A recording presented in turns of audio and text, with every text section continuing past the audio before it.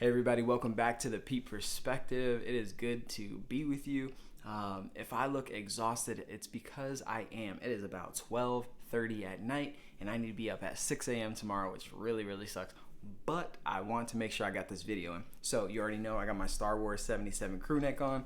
I got my green lights in the back just because I'm feeling, reduce, reuse, recycle. I'm thinking about the planet. That's why I have green lights.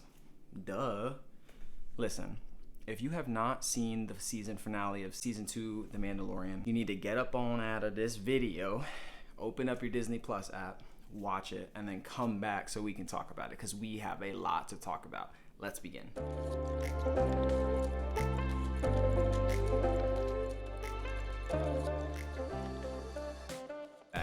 Listen, we got to experience an incredible episode.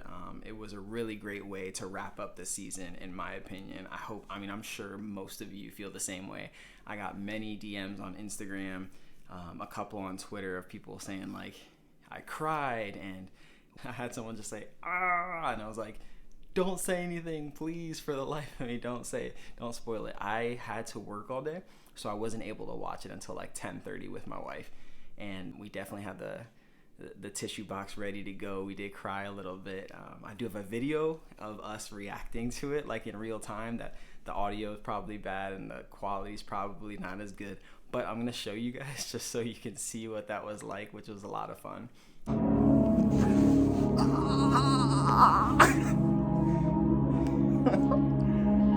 Oh dang! It's either Luke or Ezra. Oh! The baby's sleeping. It's Luke. Oh my god. Is this Sebastian Stan?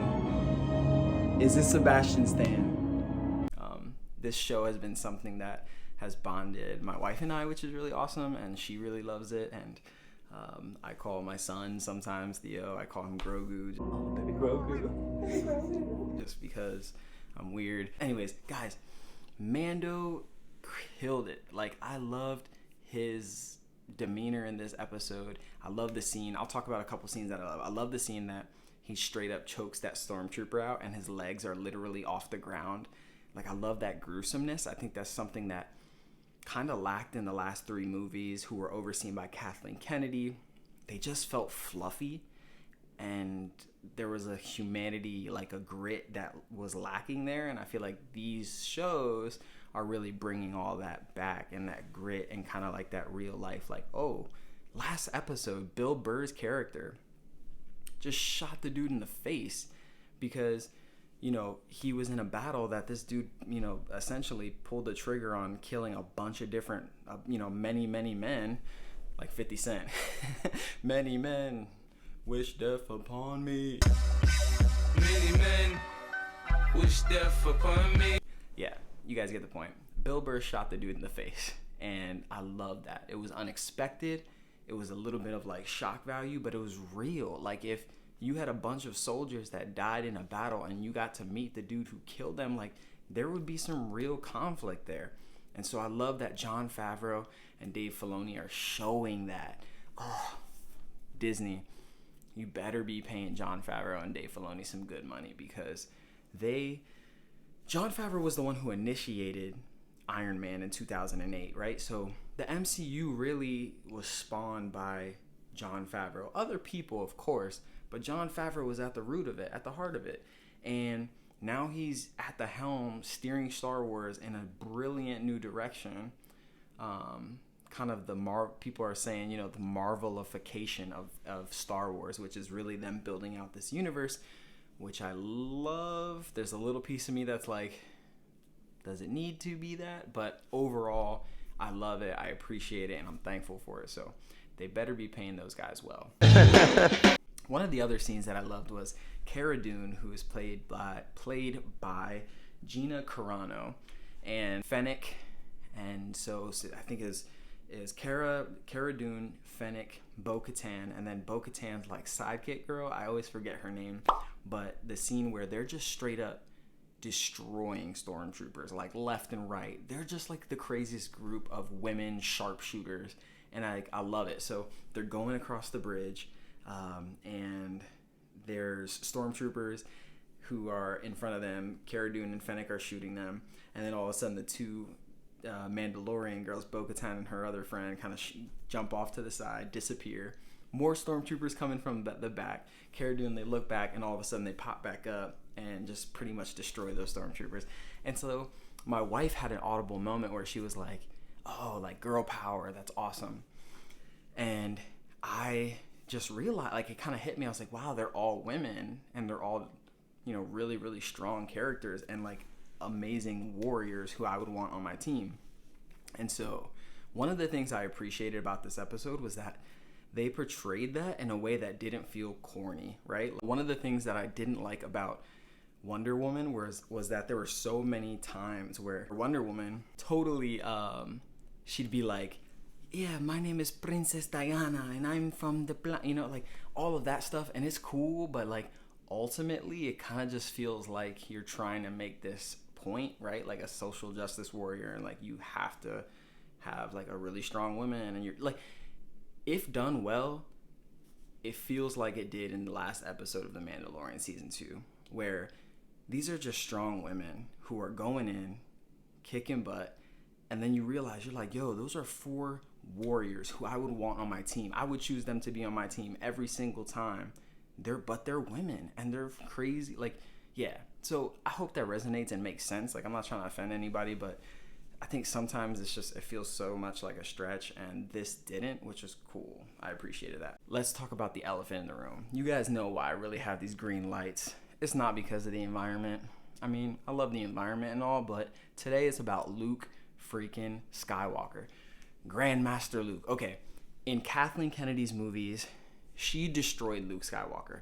Luke Skywalker should have been Grand Master Luke, one of the strongest Jedis who ever lived, if not the strongest Jedi who ever lived. He mastered the Force in such a way that was like ridiculous, right? The Luke that we saw on the big screen was just like kind of whack. Like, he didn't want anything to do with fighting the First Order, right? And Kylo Ren. And so that was one of the things I absolutely hated about those movies.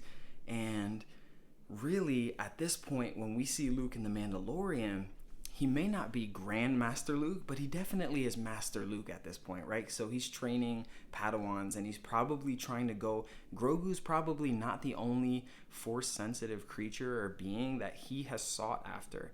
And so I guarantee you, like, this is where he's kind of building out his Jedi temple. And Ben Solo, who is to come in the future after The Mandalorian and, you know, the movies from Kathleen Kennedy, from J.J. Abrams and Ryan Johnson, had showed you how Luke Skywalker had a Jedi temple. Ben Solo was a part of that Jedi school and eventually turns to the dark side, which means that Grogu and Ben Solo could be training together, which means that Grogu could still be alive past the events of those 3 movies, right? Like, we don't know that yet because we don't know where the dust is going to settle in this show specifically and what's going to happen to Grogu. But if Grogu survives this show, that means that past the events of what we saw in 7, 8, and 9, Grogu could still be alive, and he could actually be a master at this point, which is really exciting to think about. So I love that we saw Luke in such a way that he felt like a true Jedi master. And that's what I wanted in those movies, but we got it now. Of course, Kennedy, Favreau, that's the difference, honestly. So yeah, super pumped to see Luke. I teared up a little bit when I saw R2-D2 fall like rolling in, and he was like, that's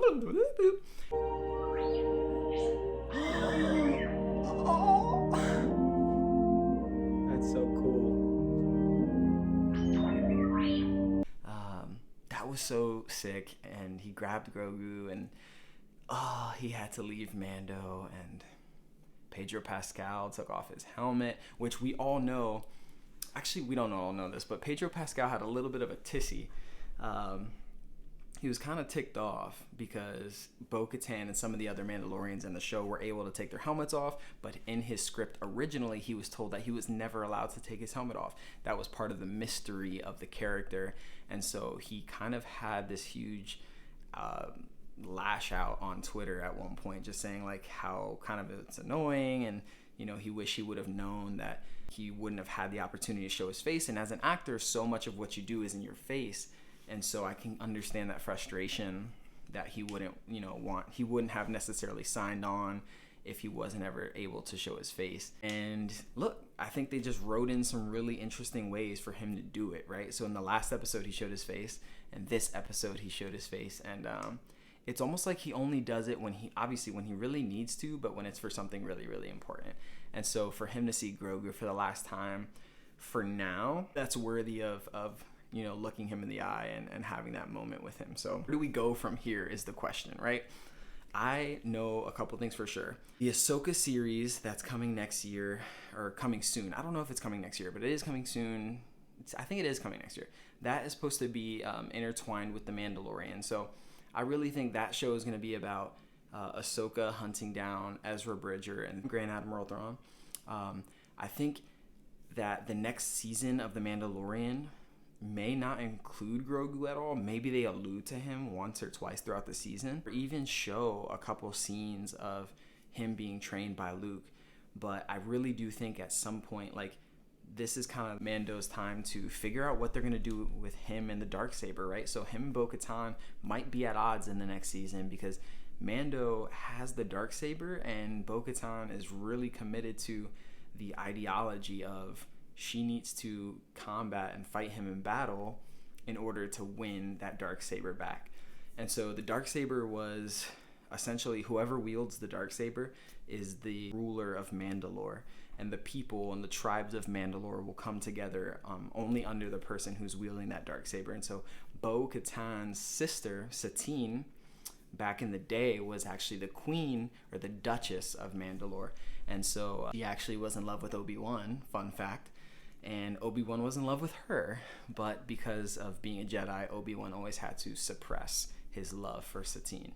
And in the Clone Wars, they do kiss. But anyway, Satine gets killed, and so Bo-Katan kind of naturally steps into that role as leader of Mandalore. And so it would be so cool to see a big battle down the road, where she's trying to take back Mandalore, and, maybe the Mando is helping her, maybe he's against her, I don't know. But I do think at some point down the road, we'll see Grogu trained.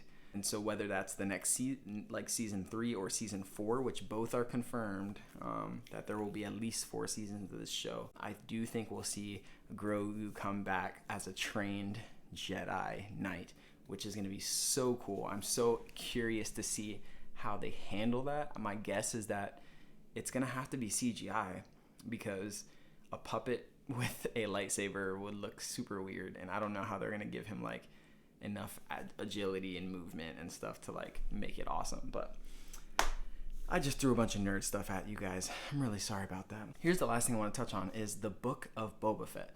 And so Boba Fett, throughout the entire Clone Wars as a kid, after he saw his father die in Attack of the Clones, his father was Jango, and so Jango Fett is he's killed by Mace Windu. He gets his head cut off. And ever since Boba Fett witnesses that experience, he kind of just has this hate for Jedi, and also has this hate for sort of everyone. And so throughout the Clone Wars, as a kid, as a teenager, he's kind of just rogue. He doesn't really have any alliances or loyalties. He just kind of goes with the flow. He has this, pack of kids that he kind of travels with throughout the galaxy, and they kind of just stir up trouble or just fight good guys and bad guys. And so I really feel like I love that they kind of ended it with that little spin-off of Boba Fett, because I think Boba Fett even now probably doesn't have many loyalties to either good or bad, or the Republic, or what will be the First Order. I genuinely just feel like he does his own thing, and so he has history with Jabba the Hutt, and for him to be sitting on that throne is a big deal. And so I'm excited for that. IGN is posting that that's going to be a spin-off series coming in December of 2021. Some people are saying that they don't think it's going to be a series. Some people are. I genuinely don't know. I feel like it's weird because they did confirm Mandalorian season 3 for December 25th, I believe. It starts on Christmas next year. And so it's weird to think that they would release 2 shows like within a couple days of each other. That doesn't sound like something Disney would do. And so this is either going to be, I don't know, maybe it's an actual book for all we know. The Book of Boba is like actually a book. I don't know. It could just be a special. I don't know. So if you know, let me know in the comments below, guys. Please, I'm sure I missed a bunch of stuff. I just want to give you my take on it and kind of my initial reaction. But if you loved the episode or just want to talk more about it, feel free to leave comments below. I love engaging with people, and like that was really fun in the past couple of videos, just shooting comments back and forth with folks.